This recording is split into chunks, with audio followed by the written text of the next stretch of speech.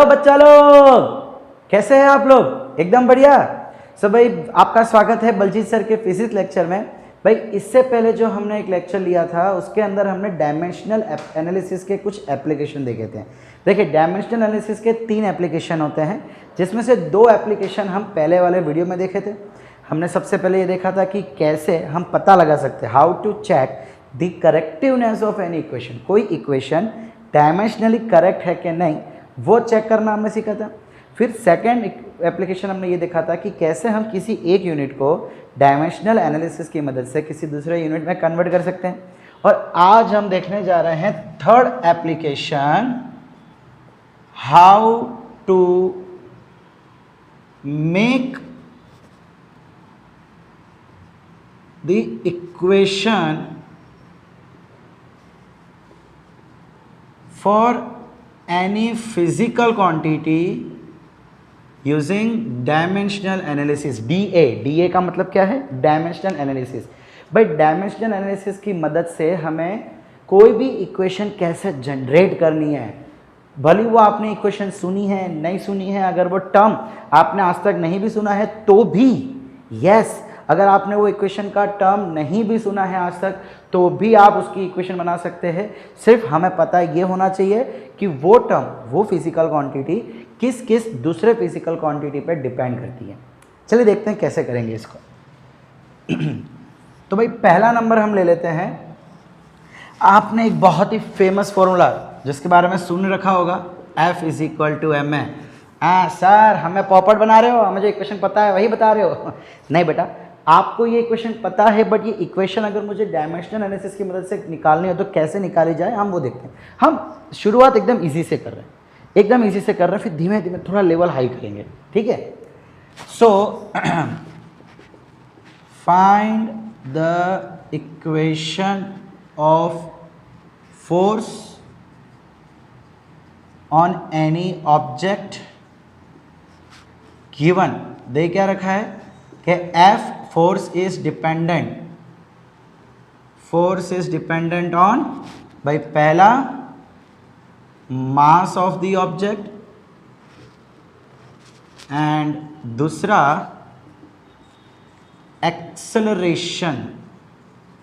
भाई देखिए हमें क्वेश्चन में क्या गिवन है कि फोर्स का इक्वेशन ढूंढना है, वो मास ऑफ ऑब्जेक्ट पे डिपेंड है और एक्सेलरेशन ऑफ ऑब्जेक्ट पे डिपेंड है। चलिए देखते हैं कैसे होगा।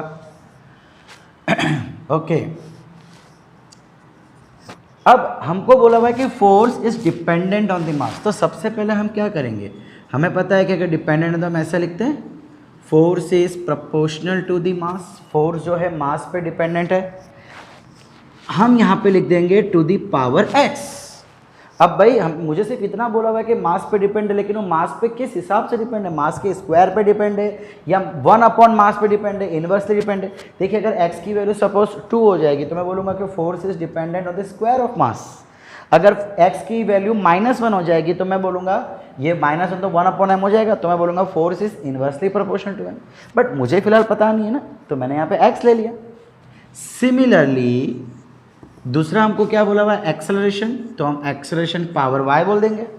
एक्सेलरेशन की कितनी पावर पे डिपेंड है हमें पता नहीं है, हो सकता है डिपेंड ना भी हो तो ये y 0 आ जाएगा।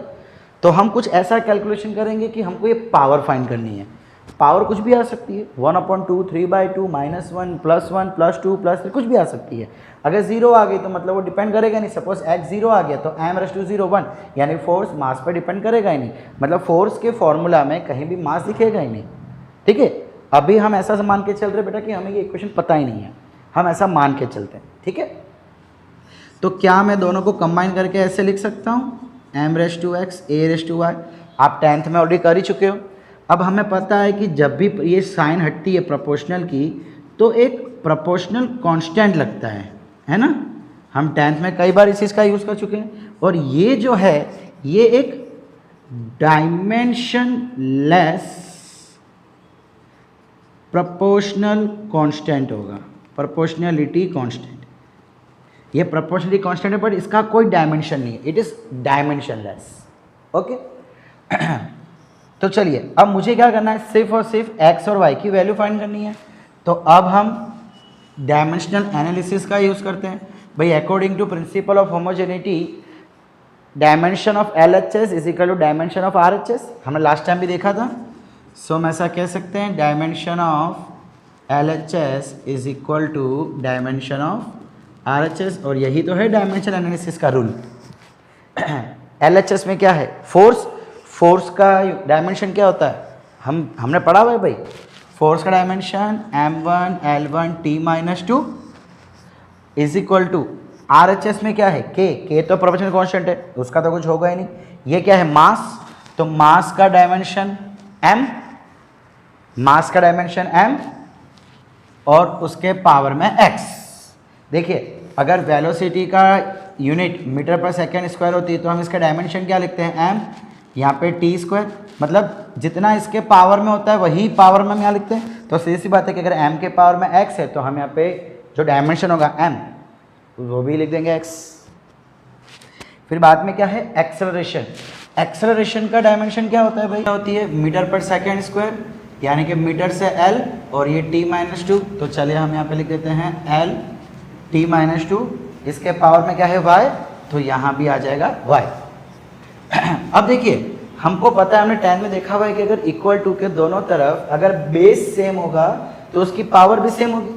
इसका मतलब मैं बोल सकता हूँ कि ये दोनों बेस सेम है तो मतलब पावर भी same, m1 is equal to m⁻x, तो यहाँ से डायरेक्टली हम क्या बोल देंगे x इज इक्वल टू 1, और L1 यहाँ से क्या हो जाएगा L1 is equal to L के पावर में y, सो y की वैल्यू भी आ गई 1, और तीसरा T-2 is equal to T-2y, तो भाई यहाँ से हम बोल सकते हैं -2 इज इक्वल टू -2y। अगर बेस सेम है तो दोनों की पावर भी सेम होगी, यस और नो, तो ये देखिए ये cancel and again y is equal to 1। In short अब अगर मैं m1 x और y को 1 रख दूँ यहाँ पे, सो मेरी फॉर्मूला क्या आ जाएगी, f is equal to k m1 a1, तो f is equal to k m, ये आ गई मेरी फॉर्मूला। अब आपको थोड़ा ना पता है कि इसकी वैल्यू क्या है। देखिए डायमेंशनल एनालिसिस की एक ये लिमिटेशन है कि वो प्रोपोर्शनलिटी कांस्टेंट की वैल्यू नहीं बता सकता। वो ये जरूर बता देगा यहाँ पे प्रोपोर्शनल कांस्टेंट है बट इसकी वैल्यू पता नहीं है। But experimentally k is equal to 1 ढूंढा गया है, तो फॉर्मूला हो जाती है f is equal to m।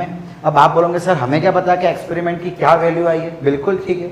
सो हम क्या करेंगे एग्जाम में यहीं तक रखेंगे, बस ये हमारा एग्जाम में यही आंसर हो। अगर आपको पता है तो ठीक है, नहीं पता तो यहाँ तक आपका आंसर रहना चाहिए, ठीक है बेटा। सो लिमिटेशन है डायमेंशन एनालिसिस की कि वो कांस्टेंट की वैल्यू नहीं बता सकता। चलिए आगे एक और क्वेश्चन देखते हैं हम लोग।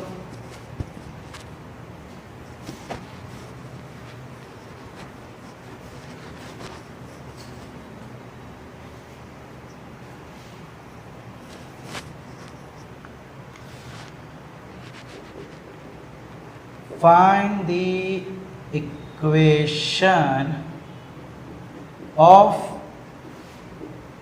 time period t of a particle performing simple harmonic motion. भाई ये जो टॉपिक है ना ये आपके 11 का one of the important topic है, पढ़ेंगे हम लोग आगे वाले चैप्टर में, जिसे हम कहते हैं SHM सिंपल हार्मोनिक मोशन। जब भी कोई चीज़ टू एंड फ्रो, पेंडुलम जैसा होता है ना, टू एंड फ्रो जब कोई मोशन करता है तो वहाँ पे उसको हम कहते हैं सिंपल हार्मोनिक मोशन। सो हमें उसके टाइम पीरियड का इक्वेशन ढूंढना है। ये दे क्या रखा है कि भाई ये डिपेंड करेगा किस पे, T डिपेंड्स ऑन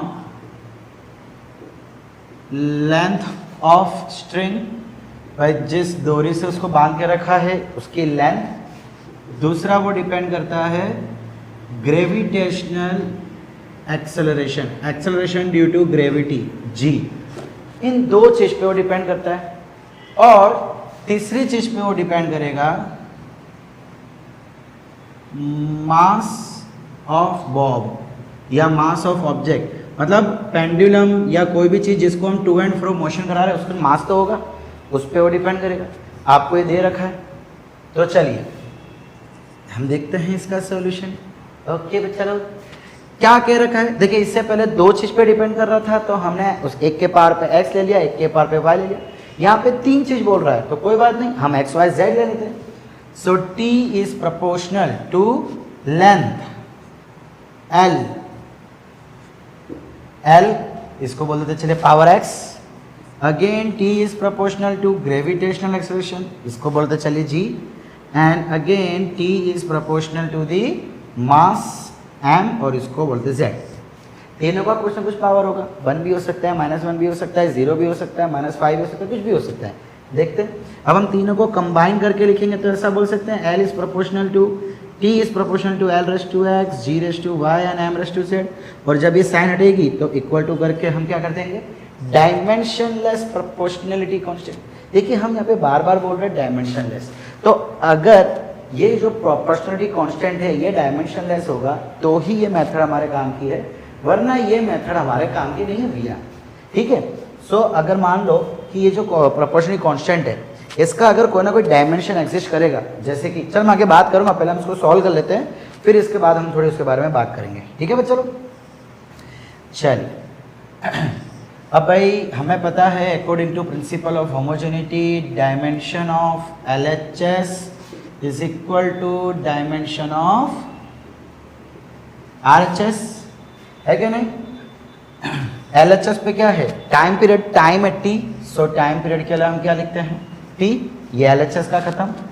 RHS में क्या है k, वो तो डायमेंशनलेस है, l यानी लेंथ, तो उसके लिए हो जाएगा l, और पावर में x, g मतलब acceleration due to gravity. Acceleration अभी अभी हमने देखा था क्या होता है भाई, मीटर पर सेकेंड स्क्वायर, सो मीटर के लिए l और t-2, सो आ गया l t-2 पावर में y। और तीसरा क्या है मास, तो मास के लिए हम लिखते हैं कैपिटल M, और उसकी पावर दी हुई है यहाँ पे 2, sorry z, not 2, it is z। यहाँ भी मैं अच्छे से बना लूँ, बस। अब आपको क्या करना है, आपको सिर्फ बेस सेम तो पावर सेम, लेकिन आप बोलोगे सर यहाँ तो ml तो है नहीं, नहीं है तो लिख दो भाई, क्या फर्क पड़ता है, m0 l0 t1, है कि नहीं, is equal to l power x l power y t-2y and m raise to z। तो भाई ये बेस सेम, सो हम ऐसा कह सकते हैं m raise to 0 is equal to m raise to z। So यहाँ से z की पावर 0 आ गई, बेस सेम तो पावर भी सेम। फिर L0 is equal to RHS में L x और ये y दोनों हैं, तो भाई पावर ऐड हो जाता है, अगर बेस सेम हो और मल्टीप्लाई हो तो पावर ऐड हो जाता है, हमने सीखा हुआ है बचपन में। सो ये हो जाएगा x प्लस वाई। सो यहाँ से हम क्या बोल सकते हैं, x plus y is equal to 0। चलिए दूसरा पहले सॉल्व कर लेते हैं, बिकॉज अभी तक मेरे पास ना ही x की वैल्यू है ना ही y की वैल्यू है, तो हम आगे सॉल्व करते हैं। t1 इज इक्वल टू यहाँ से t-2y, सो भाई ये 1 is equal to -2y, y is equal to -1/2। देखिए y की वैल्यू -1/2 आ गई, रॉन्ग नहीं है, पावर -1/2 हो सकता है, क्यों नहीं हो सकता है, बिल्कुल सही है। सो यहाँ पे हम प्लेस कर देते हैं y की वैल्यू, सो 1/2, सॉरी ये माइनस है तो -1/2, ये वहाँ जाएगा तो plus, x is equal to +1/2। चलिए सारी वैल्यू यहाँ पे पुट कर देते हैं। t is equal to k, थोड़ा मैं इस साइड से करता हूँ बेटा ताकि क्या तो स्पेस मिले मुझे, और कुछ नहीं। t is equal to k l x, x के पावर में क्या है 1/2, फिर g के पावर में y क्या है -1/2, फिर मास z, पावर z क्या है 0। देखिए मास की पावर 0 आ गई, मतलब ये जो टाइम पीरियड है वो मास पर डिपेंड करता ही नहीं है, सो ये पूरा टर्म गायब हो जाएगा।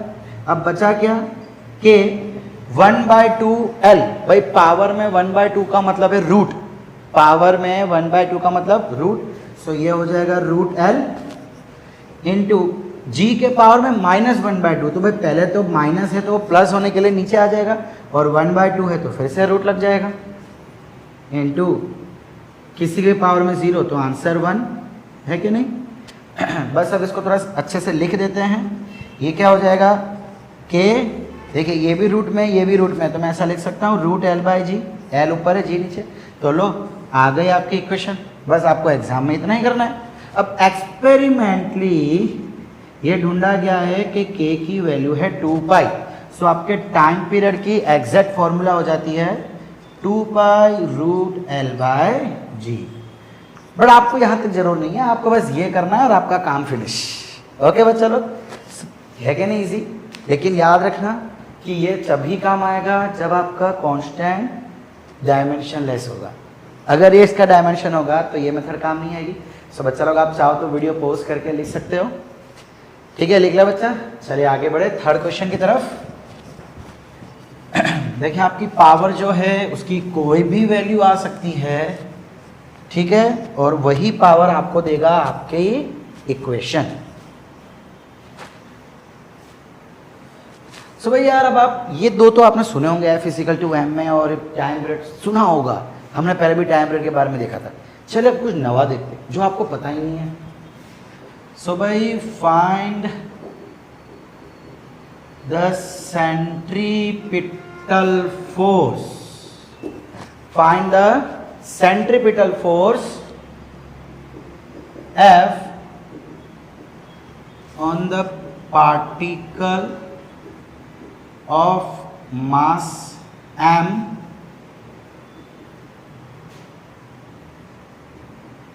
moving in a circle of radius r with a velocity v। तो भाई आपको बोला हुआ है फाइंड द सेंट्रीपिटल फोर्स, आपको सेंट्रीपिटल फोर्स ढूंढना है जो कि m पार्टिकल से मास m और कि एक सर्कल में घूम रहा है गोल गोल, जिसकी रेडियस है r एंड उसकी वेलोसिटी हमको दी हुई है v। सो भाई इन शॉर्ट वो जिस जिस पे डिपेंड है वो हमको यहाँ पे दे रखा है। किस किस पे डिपेंड है? मास पे, रेडियस पे एंड वेलोसिटी पे। So depending on mass m, radius r and velocity v, इन तीन चीज़ों पे ये डिपेंड करता है। चलिए ढूंढते हैं भाई इसका। तो भाई सबसे पहले सेंट्रीपिटल फोर्स, फिलहाल हम इसको F ही मान के चलते हैं, is proportional to what? Proportional to सबसे पहला मास, तो m रेस टू x, फिर radius r raise to y। भाई अब मैं तीनों को कंबाइन करके डायरेक्टली लिख रहा हूँ बच्चा, r raise to y and v raise to z। चलिए हम इसको हटाते हैं तो एक डायमेंशनलेस प्रोपोर्शनलिटी कांस्टेंट आ जाएगा पिक्चर में, m raise to x, r raise to y, v raise to z। So भाई according to principle of homogeneity, dimension of LHS is equal to dimension of RHS, है क्या नहीं? है ना? Okay, LHS में क्या है? फोर्स। फोर्स की डायमेंशन हमको पता है m1 L1 t माइनस 2। अब RHS में आ जाते हैं, k तो डायमेंशन होगा नहीं, m यानी मास, तो ये m रेस टू x, फिर r क्या? रेडियस, रेडियस भी डिस्टेंस ही होता है, मतलब वो भी लेंथ ही हो गई। सो उसके लिए हम लिखेंगे l और ये आ जाएगा y, और v की पावर z, v यानी वेलोसिटी। वेलोसिटी की डायमेंशन क्या होती है? वेलोसिटी की यूनिट मीटर पर सेकेंड, यानी l t माइनस 1। सो यह आ गया l t माइनस 1 इसके पावर में z। चलिए अब वही करते हैं भाई, बेस सेम तो power same, m raise to 1 is equal to m raise to x, तो यहाँ से x इक्वल टू 1 आ जाएगा। l raise to 1 is equal to l raise to इसका y और इसका z, तो y प्लस z। तो इसको हम बाद में सॉल्व करते हैं, ठीक है, बिकॉज यहाँ पे y z है और मेरे पास अभी तक दोनों की वैल्यू है नहीं, इसलिए मैं इसको बाद में सॉल्व करता हूँ। t minus 2 is equal to t minus 2, sorry t minus z। भाई ये z है और ये 2 है। ओके, सो यहाँ से क्या आ जाएगा? Minus 2 is equal to minus z, z minus minus cancel, यह आ गया z इज इक्वल टू 2। अब इसको यहाँ रख देते हैं, इसका पावर 1, इसका power y plus z। So 1 is equal to y plus 2, ये भाई साहब को इधर ले आते हैं, 1 minus 2 is equal to y, so y equal to minus 1। तो x y z सबकी वैल्यू आ गई। चलो यहाँ पुट कर देते हैं, f is equal to k m raise to x, x की पावर 1, r y की पावर माइनस 1 एंड v की पावर z यानी कि 2।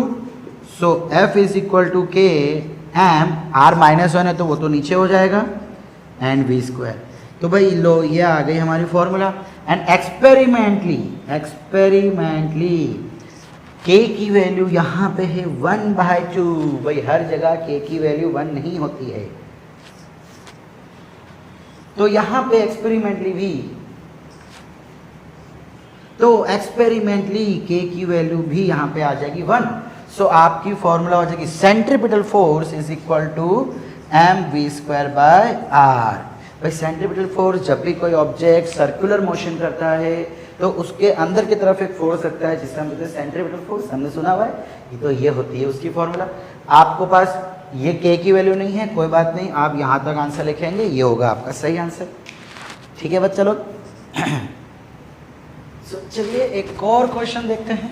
तो भाई अभी तक हम लोग बोर्ड लेवल के क्वेश्चन देख रहे हैं, एक और बोर्ड लेवल का क्वेश्चन देखते हैं, फिर उसके बाद हम कुछ कॉम्पिटिटिव एग्जाम के कुछ क्वेश्चन देखेंगे जो कि आपके JEE एडवांस में पिछले 2-3 सालों में पूछे गए हैं, कुछ वैसे क्वेश्चन जो इसी पे डिपेंड करते हैं। चलिए भाई यहाँ पे एक पार्टिकल है जो सिंपल हार्मोनिक मोशन कर रहा है, उसका मास है m, तो वो डिपेंड कर रहा है किस पे? एक तो मास पे कर रहा है, दूसरा वो फ्रिक्वेंसी पे डिपेंड कर रहा है। लेकिन यहाँ पे फ्रिक्वेंसी कौन सा है? रोटेशनल फ्रिक्वेंसी है, इसलिए इसको दिया गया है symbol omega and amplitude. Okay देखिए, एम्पलीट्यूड का मतलब क्या होता है कि जब भी कोई ऑब्जेक्ट ऑसिलेशन कर रहा है, वो टू एंड फ्रो मोशन कर रहा है, तो उसकी मैक्सिमम कितनी हाइट तक जा रहा है। हमने एम्पलीट्यूड पहले भी देखा हुआ है, वेव्स के अंदर एक वेव कितनी मैक्सिमम हाइट अटेंड करती है उसको हम बोलते हैं एम्पलीट्यूड। सो यहाँ भी वही है। सो एम्पलीट्यूड क्या हो गया? अपने आप में डिस्टेंस हो गया, maximum height, maximum length, so length ही है ना, सो ये इसकी डायमेंशन एल हो जाएगी। अब भाई फ्रिक्वेंसी है, फ्रिक्वेंसी एंगुलर फ्रिक्वेंसी, इसको क्या बोलते हैं हम? एंगुलर फ्रिक्वेंसी, और इसकी फॉर्मूला होती है v/r², लेकिन इसकी डायमेंशन जो होती है वो होती है t-1। कैसे t-1? भाई देखिए, एंगुलर फ्रिक्वेंसी बोलूँ कि नॉर्मल फ्रिक्वेंसी बोलूँ? हमने फ्रिक्वेंसी पढ़ा हुआ है ना, 1/t, standard 9th chapter 12 sound के अंदर भी पढ़ा हुआ है आपने, frequency is equal to 1/t, so 1/टाइम, सो t-1 हो जाएगा। ठीक है, अब इस आप बोलोगे सर ये फॉर्मूला के हिसाब से कैसे आएगा? तो वो हम सीखेंगे जब आपका ये चैप्टर आएगा वेव्स का, simple harmonic motion of waves, तो हम देखेंगे ये कैसे आए। ठीक है, अभी के लिए आप याद रखो इसको।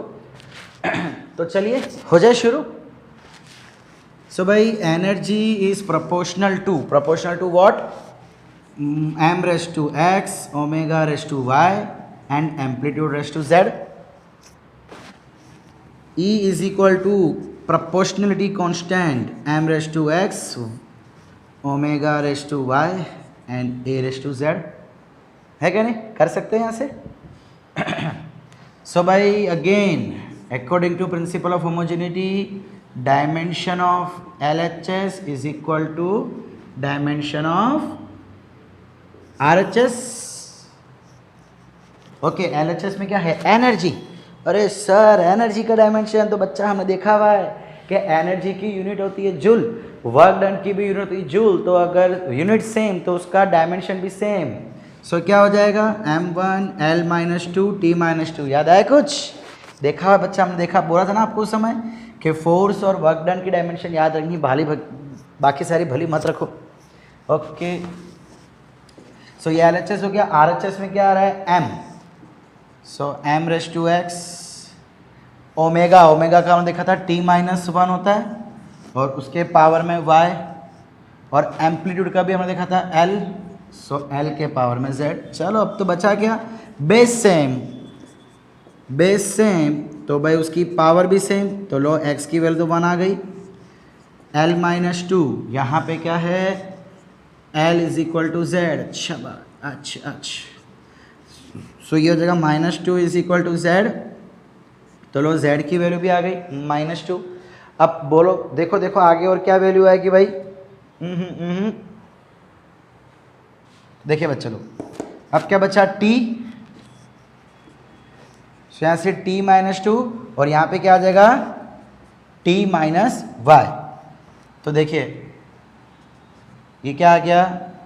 2 -2 is equal to -y, minus cut, y is equal to 2, so y2 आ गया, z-2 आ गया, x1 आ गया। अरे सॉरी बच्चा लोग, आपने भी बताया नहीं, मुझसे भी गलती हो गई। वहाँ पे डायमेंशन में L2 आता है ना, सो ये +2 हो जाएगा, सो ये भी +2। सो चलिए एक्स वाई जेड की हम वैल्यू यहाँ पे पुट कर देते हैं के एम एक्स की वैल्यू 1 ओमेगा स्क्वायर ए ओम स्क्वायर। तो भाई ये आ गया मेरी एनर्जी की इक्वेशन। अब एक्सपेरिमेंटली भी यहाँ पे के की वैल्यू 1/2 है। भाई जरूरत है ना हर बार 1/2 होगा ना। सो एनर्जी की फॉर्मूला होगी यहाँ पे 1/2 एम ओमेगा स्क्वायर ए स्क्वायर। ठीक है चलो, लेकिन आपको तो यहीं तक लिखना है, टेंशन मत लगो। आपको नहीं पता कोई बात नहीं, छोड़ दो। ठीक है।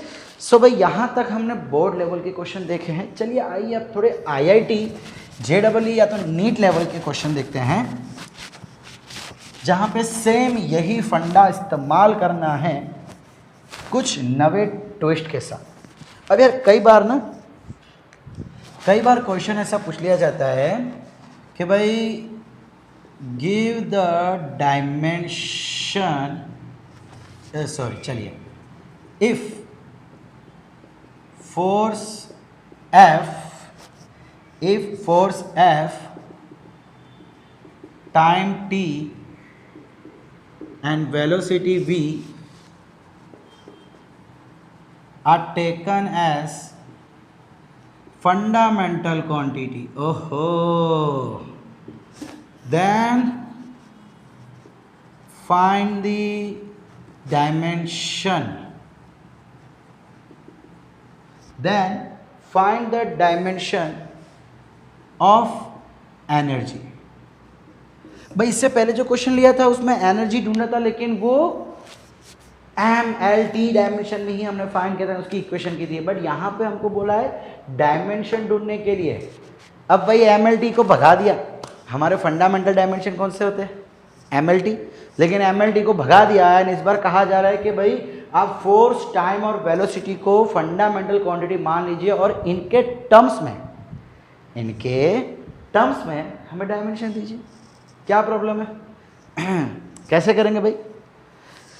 क्या मैं ऐसा कह सकता हूँ कि मुझे एनर्जी इस तरीके से फाइंड करनी कि उसमें F, T and V something आवे हैं। इन शॉर्ट एनर्जी इन तीनों पर डिपेंड करेगी। चलिए भाई ढूंढते हैं। क्या मैं यहाँ पे ऐसा कह सकता हूँ कि energy is dependent on force? अच्छा देखिए, और इसमें आपको बेटा ऑप्शंस कुछ इस तरीके से दिए रह सकते हैं, FVT यानी F1 V1 T1, या तो फिर FV-1 T-1, या तो फिर F-1 VT, या तो फिर F-1 V-1 T-1। कौन सा आंसर सही है वो हमें ढूंढना है भाई। तो बात तो वही हो गई ना। हम ऐसा बोल सकते हैं ना कि एनर्जी इन तीनों चीज़ों पे डिपेंड है। अगर मुझे इन तीन के टर्म्स में ये फाइंड करना dimension, in short energy in तीनों पे डिपेंड कर रही है। सो भाई energy is proportional to force की पावर x, t की पावर y एंड v की पावर z। एंड फिर से हम ये ले लेते हैं, चलिए, is equal to dimension less proportionally constant Fx, Ty and V2। अब हम क्या करेंगे भाई? हम वही करते हैं डायमेंशन एनालिसिस जो करना है हमें। इस बार हमने ऐसा ले लिया कि एनर्जी इन तीन पे डिपेंड कर रही है, इन तीन के टर्म्स में फाइंड करना है, मतलब इन तीन पे डिपेंड कर रही है। सिंपल। अब एनर्जी की डायमेंशन क्या होती है? सॉरी, ml2 T-2, के तो प्रोपोर्शन कांस्टेंट है। चलिए इसको मैं साइड में करता हूँ, थोड़ा अच्छे से समझ आवे। LHS energy m1 L2 T-2 is equal to force का भी हमको पता ही है, ml T-2 उसके पावर में x, फिर दूसरा क्या है t, तो t के पावर में y, फिर क्या है ये वेलोसिटी। सो वेलोसिटी हमको पता है भाई मीटर पर सेकेंड स्क्वायर। सो LT-2 पावर में z। चलिए थोड़ा इसको सिंप्लीफाई कर लेते हैं। देखिए यहाँ से m की पावर x, दूसरा कोई m है नहीं, l की पावर x, यहाँ से l की पावर z, तो ये lx प्लस z हो जाएगा, है ना। यहाँ से l⁻x इंटू l⁻z, तो भाई पावर प्लस, और टाइम का आ जाएगा यहाँ से t-2x, यहाँ से ty और यहाँ से 2 बस खेल खत्म। बेस सेम तो पावर भी सेम। तो भाई x की वैल्यू 1 आ गई। अब चलिए हम यहाँ से भाई t की -1 है, अब चलिए अब क्या करेंगे L2 is equal to L x plus z। भाई मैंने यहाँ पे गलती से 2 लिख दिया था, ये -1 है तो z into -1 minus z। Okay, so भाई ये 2 is equal to x plus z, x की वैल्यू 1, इधर आएगा तो -1, सो z की वैल्यू भी 1 आ जाएगा। x की 1 वैल्यू थी, इधर आएगा तो -1, तो 2 - 1 1। अब बच्चा लास्ट में t - 2 is equal to t raise to -2x plus y minus z. So भाई अगर बेस सेम तो पावर भी सेम वाली चीज़ हम यहीं वापस यहीं यूज़ कर लेते हैं। x और z दोनों 1 1 हैं, सो भाई इसे हम 1 1 रख देते हैं। सो ये क्या हो जाएगा -2 प्लस वाई माइनस 1, -2 -1 -3, इधर आएगा तो plus is equal to y. So क्या आ गया भाई यहाँ पे y इज इक्वल टू 1 आ गया, तीनों 1 1 1। तो हमारी फॉर्मूला क्या हो जाएगी कि F1 T1 V1 proportional constant, इसको भूल जाएंगे तो देखो ये आ गया हमारा answer F1 V1 T1। Okay, सो ये एक तरीका था। अब बच्चों लोग मैं आपको बताऊंगा, देखो ये हमने क्या बोला, जनरली कॉम्पिटिटिव एग्जाम पूछा जाएगा MCQ में, और वहाँ पे हमारा इरादा, हमारा इंटेंशन ये था कि टाइम कम यूज़ करो। जितना टाइम अगर हम कम यूज़ करेंगे उतना ही फ़ायदा हमको है। तो भाई यहाँ पे एक दूसरा तरीका भी है कि आप क्या करो, इन सब के हिसाब से इन सब की डायमेंशन पता लगा लो। देखो अगर मैं एनर्जी की बात करूँ, सो एनर्जी की डायमेंशन क्या होती है हमको पता है ना, M1 L2 T-2। सो आप ऑप्शन वाइज चेक कर लो कि इनमें से किसकी डायमेंशन ये आ रही है। देखो जैसे कि इसको मैं छोड़ के ये चेक करता हूँ फोर्स, तो फोर्स की dimension M1 L1 T-2। Velocity की डायमेंशन क्या होती है भाई वेलोसिटी मीटर पर सेकंड, सो मीटर पर सेकंड, और यह आ जाएगा ओके ये पावर -1 और ये टाइम t के पावर -1। अब इसको सिंप्लीफाई कर लो, M1 ये L, यहाँ से 1 यहाँ से -1, सो 1 - 1 0। आगे चेक नहीं कर रहा हूँ, L 0, क्या हमारा पे L 0 है, ये एनर्जी में L 0 नहीं, तो लो ये तो कट। आगे चेक करते हैं, F -1 बोला है सो भाई वापस वही चीज़ कर लेते हैं, M1 L1 T-2 के पावर में -1, फिर ये velocity, so again L T-1 इसके पावर में 1, T के पावर में 1। अब मैं M की बात करूं, सो M -1 आ रहा है, क्या हमारे में M -1 है, नहीं, लो ये भी गया। सो आप ऐसे करते करते क्विकली ऑप्शन के थ्रू भी चेक कर सकते हो, ये तो मेथड है ही है। अगर ऑप्शन ना गिवन हो फिर ये करना पड़ेगा, पर अगर ऑप्शन गिवन है तो हम थोड़ा टाइम बचाने के लिए वो भी कर सकते हैं। एक तीसरा तरीका भी है, तीसरा तरीका सिर्फ मतलब कॉम्पिटिटिव एग्जाम में आप यूज़ करोगे तो चलेगा। बोर्ड एग्जाम में मान लो ऐसा क्वेश्चन अगर जने नहीं आएगा, बट अगर आ जाता है सो बोर्ड एग्जाम में आप ये तरीका अपना डायरेक्ट नहीं कर सकते, यही मेथड फॉलो करनी पड़ेगी। बट एक बहुत ही क्विक एंड शॉर्ट तरीका भी है। क्या, देखिए हमको एनर्जी लेके आना है फोर्स, टाइम और वेलोसिटी में। भाई एनर्जी का मतलब क्या होता है, वर्क डन, तो वर्क डन की फॉर्मूला होती है फोर्स इनटू डिस्प्लेसमेंट। तो भाई एनर्जी में फोर्स तो आ गया, अब मुझे क्या लाना है, टी लाना है और वी लाना है। सो भाई डिस्प्लेसमेंट, तो भाई वेलोसिटी की फॉर्मूला होती है डिस्प्लेसमेंट अपॉन टाइम, तो मैं ऐसा कह सकता हूँ displacement is equal to velocity into time. तो भाई उसके बदले चलिए हम यहाँ पे वी टी लिख देते हैं, लो आ गई क्विकली 3 स्टेप में सॉल्व, यस और नो, ठीक है। लेकिन अगर मान लो कि हम कोई फॉर्मूलाज याद ना आवे, फिर तो बेस्टेस्ट तरीका डायमेंशन एनालिसिस का। एक और क्वेश्चन देखे, ऐसे मज़ा आई बच्चा। चलो आगे एक और इस टाइप का ही क्वेश्चन देख लेते हैं हम लोग।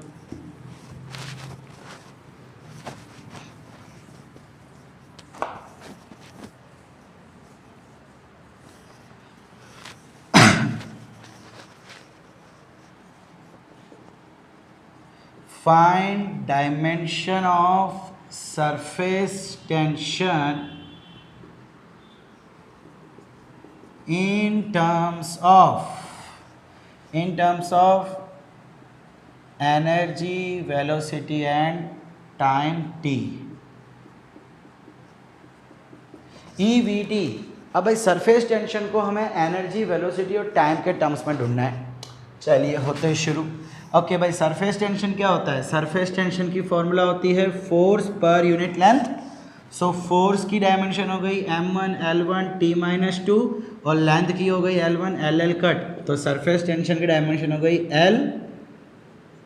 m1 L0 T-2। चलिए हो जाए शुरू। कहाँ से जाते हो तुम लोग भी?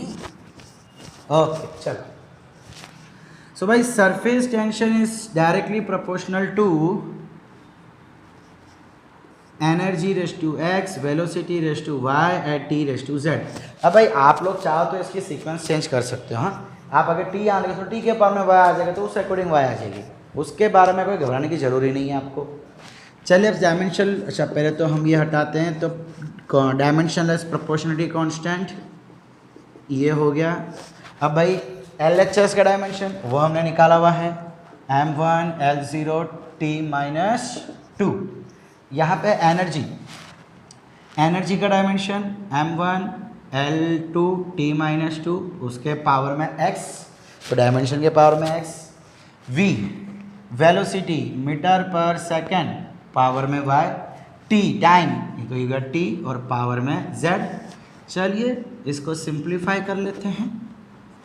m1 और कहीं है m नहीं, l सॉरी ये 1x, l ये हो गया 2x, यहाँ से प्लस y बस, और t यहाँ से -2x, यहाँ से -y और यहाँ से प्लस z, है ना। t raise to -2x, t raise to -y, t raise to z, तो पावर का प्लस। अब ये माइनस था, ये माइनस था, तो फिर माइनस में ही रहेगा, सीधी सी बात है। लो भाई किस्सा ख़त्म हो गया हमारा, किस्सा ख़त्म। बेस सेम तो पावर भी सेम, तो यहाँ से x की value 1, L0 is equal to L 2x plus y। So भाई 0 is equal to 2x plus y, x की वैल्यू क्या है 1, 2 1 सा 2, इधर आ गया तो -2 इज इक्वल टू y। लो भाई y की वैल्यू भी आ गई, and t raise to -2, t raise to इधर है ये -2 is equal to t raise to -2x minus y plus z, तो -2 is equal to -2x minus y plus z. Okay, x और y की वैल्यू पुट कर देते हैं हम लोग। x की वैल्यू है 1, y की वैल्यू है -2 और z हमें ढूंढना है।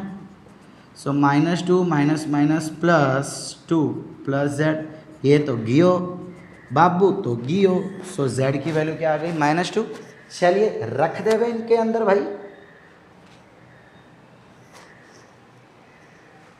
सो surface tension is equal to k e raise to x v raise to -2 and t raise to -2, x y z की वैल्यू पुट कर दी। लो भाई ये आगे हमारा सर, तो आपके ऑप्शन में कैसा होगा, सरफेस टेंशन का डायमेंशन e1 v -2 t -2।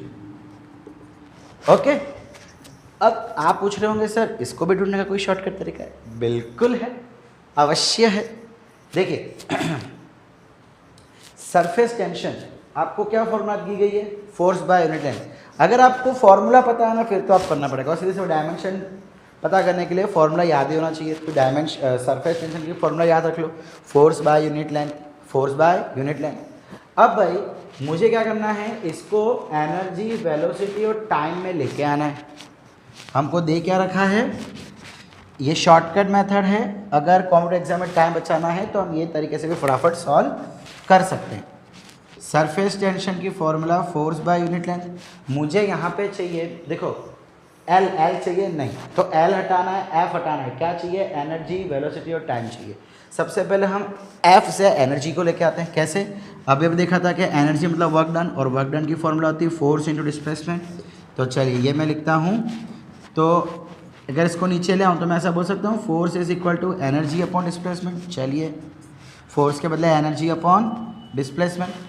अब भाई ये जो सरफेस टेंशन है, इसका मतलब है कि आप कितने लेंथ में कितना फोर्स लगा रहे हो, और डिस्प्लेसमेंट का मतलब भी वही हो जाएगा कि भाई वो जो जिस लेंथ पे फोर्स लगा रहे हो उसकी टोटल लेंथ। सो क्या मैं ऐसा बोल सकता हूँ, यहाँ पे देखिए ये भी मीटर है, ये भी मीटर है, तो हम क्या करते हैं यहाँ पे d स्क्वायर कर देते हैं, यानी कि d इंटू डी, बिकॉज इस केस में d और l सेम होने वाले हैं।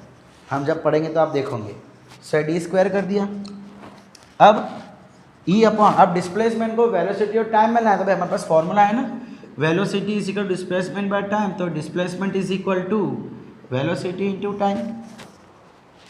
अब यहाँ पे दे क्या रखा है डी स्क्वायर, तो क्या मैं ऐसा बोल सकता हूँ upon v t whole square. तो लो एनर्जी v को ऊपर लेके आएंगे तो -2, t को ऊपर लेके तो -2। देखो आ गया वही चीज़ जो हमें चाहिए, है क्या नहीं बचुआ? बहुत आसान है ना। और भाई हमारा ढक्कन गिर गया, ढक्कना। ओके सो भाई ये हमारा नॉर्मल मेथड है, और ये जो है एक शॉर्टकट मेथड अगर कॉम्पिटिटिव एग्जाम में आवे तो बच्चा याद रखना कि ये मेथड का तरीका हम बोर्ड एग्जाम में यूज़ नहीं कर सकते। ओके सो भाई आज के लिए आई थिंक इतने क्वेश्चंस इनफ है, हमने बोर्ड लेवल के देखे। अब यही है बस डायमेंशन में, इससे और कुछ भी नहीं है। डायमेंशन एनालिसिस में जो है इतना ही है, इससे ज़्यादा कुछ नहीं है। सो भाई हमने जितना भी देखा, अब हम इसकी कुछ लिमिटेशन के बारे में बात करते हैं। भाई देखिए जैसे कि हमने देखा कि ये आवे तो डायमेंशन एनालिसिस नहीं होगा, ऐसा आवे तो ये नहीं होगा, एक्सपेरिमेंट की से वैल्यू आई। सो उसके डिपेंडिंग कुछ लिमिटेशंस है। लिमिटेशंस ऑफ डायमेंशनल एनालिसिस क्या? तो सबसे पहले भाई it can not say anything about, it can not say anything about value of constant. भाई कांस्टेंट की वैल्यू क्या होगी वो हमें ये नहीं बता सकता।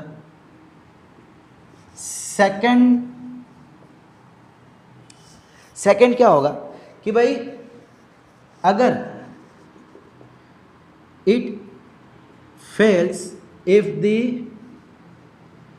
Constant, if the proportionality constant, if the proportionality constant is not dimensionless. भाई अगर ये डायमेंशनलेस नहीं हुआ तो ये कैसे बताएगा? अब भाई अगर मैं फॉर्मूला लिखूं F gravitational force, F is equal to G m1m2 by d square, तो यहाँ पे भाई जो ग्रेविटेशनल कांस्टेंट है उसकी खुद की यूनिट है, उसकी खुद की डायमेंशन है। इसकी यूनिट क्या होती है भाई? Newton metre square by kg square. तो भाई इसकी डायमेंशन है। अब अगर मैं यहाँ पे अगर मान लो फॉर्मूला लगाऊँ F इज proportional to m1 raise to x, m2 raise to y और d raise to z suppose, और इक्वल टू करके k लिखूँ, तो भाई मैं तो क्या लेता हूँ? प्रोपोर्शनलिटी कांस्टेंट लेता हूँ ना, डायमेंशन लेस लेता हूँ। अब मुझे क्या पता कि इसकी डायमेंशन क्या है? सो इस समय जब कांस्टेंट का कुछ ना कुछ डायमेंशन होगा उस समय ये मेथड फेल। तीसरा देखिए, अब अगर मैं आपको बोलूँ कि कोई क्वांटिटी है, सपोज चलो फोर्स ही है, depends on the angle theta. हमने क्या देखा था? Plane angle is always dimensionless. भाई अभी ये डायमेंशनलेस है तो फिर मैं इसका डायमेंशन लूँगा क्या? m0 h0, फिर तो कुछ नवा होगा ही नहीं। और अगर देखिए फॉर्मूला जल्दी कैसे होंगे कि भाई work done is equal to force into displacement cos theta. अब भाई थीटा डायमेंशनलेस, कॉस थीटा की वैल्यू है तो कॉस थीटा की डायमेंशन आएगी नहीं। सब होगा क्या? सपोज अगर आप इसकी फॉर्मूला निकालोगे हमारे जो मेथड सीखा उससे, तो आप क्या कर दोगे? W is equal to F into d तो निकल जाएगा, लेकिन कॉस थीटा आएगा ही नहीं। एक्चुअल फॉर्मूला क्या है? एफ डी कॉस थीटा, लेकिन आप क्या निकालोगे? एफ इंटू डी, बिकॉज आपको पता ही नहीं है कि कॉस थीटा यहाँ पे आएगा कि नहीं, बिकॉज वो तो एक वैल्यू है, नंबर है, एक कांस्टेंट, एक फिक्स नंबर है। भाई कॉस 30 ले लो तो कॉस 30 1√3/2 हो जाएगा, कॉस 60 ले लो तो 1/2 हो जाएगा। भाई वो क्या आने वाला है हमें पता ही नहीं है, तो हम कैसे बोलेंगे कौन सा नंबर आएगा? तो भाई जब ट्रिग्नोमेट्रिक फंक्शन आएगा साइन थीटा, कॉस थीटा या टैन थीटा, तब ये इक्वेशन बता नहीं पाएगा। So it fails if any trigonometric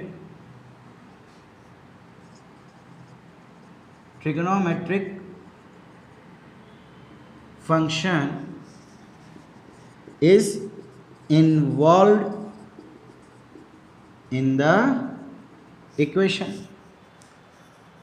Fourth and last,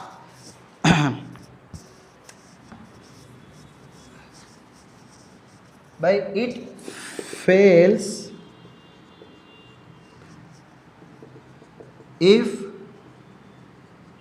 the terms of equation are separated by plus और माइनस साइन। भाई देखिए इसका मतलब क्या है, भाई अगर कोई इक्वेशन में लूँ जैसे मान लो 2 या चलो s is equal to u t plus half a t square. भाई आपको कहा जाएगा कि distance is dependent on initial velocity, time and acceleration. So आप कुछ ऐसा ले लेंगे s is equal to k u raise to x a raise to y और t रेस टू z। तो भाई आपको जो टर्म्स है भाई आपने x y z की वैल्यू निकाल ली, तो आपको तो जो इक्वेशन मिलेगी वो तो कुछ इसके टर्म्स में मिलेगी भाई u raise to something a raise to something and t raise to something. भाई बीच में प्लस आ रहा है कि माइनस आ रहा है वो आपको कैसे पता चलेगा? भाई मुझे इक्वेशन ढूंढनी है v is equal to u plus a t, या तो फिर a is equal to a t is equal to v minus u. मुझे कैसे पता चलेगा कि ये v बीच में माइनस है? बिकॉज इस तरीके से जो मेथड मिलती है, जो इक्वेशन मिलती है, वो हमेशा मल्टीप्लिकेशन में होती है। सारे के सारे टर्म्स एक दूसरे के साथ मल्टीप्लिकेशन में होते हैं, बट प्लस में है क्या माइनस में मुझे क्या पता। सो भाई अगर कोई भी इक्वेशन के टर्म्स प्लस माइनस से अलग हुए होंगे तो उस केस में भी हम डायमेंशनल एनालिसिस की मदद से इक्वेशन नहीं ढूंढ पाएंगे। सो बच्चा लोग यही थी, ये 4 लिमिटेशन थी आपके डायमेंशनल एनालिसिस की। इतना ही है डायमेंशनल एनालिसिस। अब हम नेक्स्ट टाइम से कुछ और नवा सीखेंगे, कुछ एरर्स, क्या गलतियाँ होती है कुछ वो भी हमें देखनी है। सो आज के इस लेक्चर में हम इतना ही रखते हैं। पढ़ते रहिए, एंजॉय करते रहिए, लॉकडाउन का अच्छे से मज़े लीजिए। ओके, मिलते हैं लेक्चर में। Thank you.